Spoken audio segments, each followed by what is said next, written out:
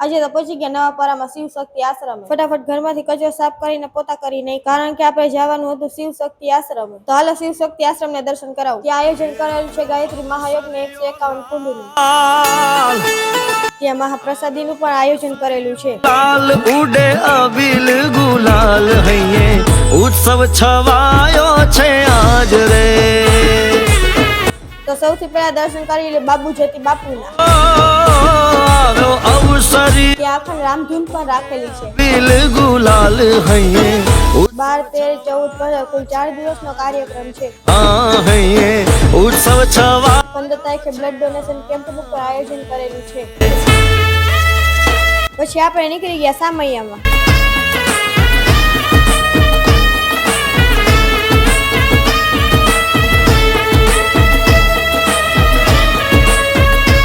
તો મળીએ નવા વ્લોગમાં. ત્યાં સુધી બધાને જય દ્વારકાધીશ.